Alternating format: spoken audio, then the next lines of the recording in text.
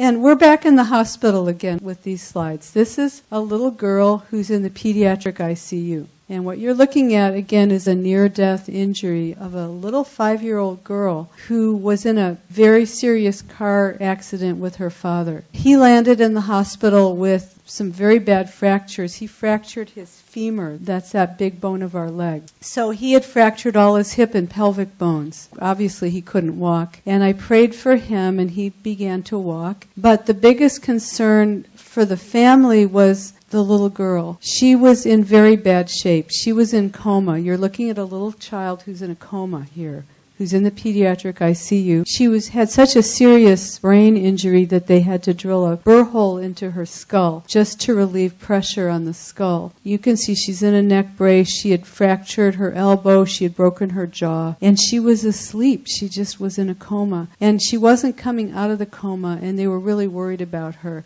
So the mom and the grandmother asked me if I would pray for the little girl after it was obvious that the father was getting a lot better. So I went and I prayed for her. I want to show you what the Lord did with her right away. Look. Now this is what happened after I prayed. There she is. Hallelujah.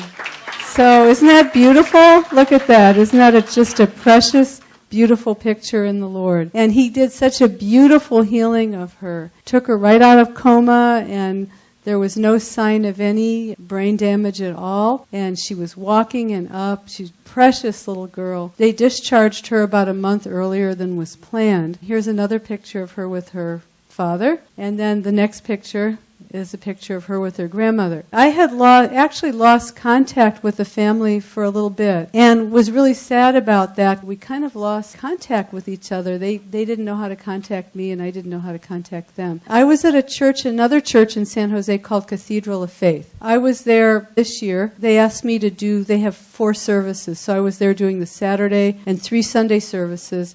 And then they asked me to do a big healing event on Monday night. So I was there 3 days. Sunday morning at the 8:30 service, I was doing the service and I was sharing. And at the end of the service, a woman came up just crying her eyes out, and it was the grandmother. And it was really touching because we had a reunion. I didn't know that their church was Cathedral of Faith. So she got up for the next service. She got up on stage. In the meantime, she had given these pictures over to the church because she was sharing some of her pictures. And she got up. She gave the testimony. It's really touching, and we've been in contact ever since. That was a wonderful, wonderful, heart-touching thing for me.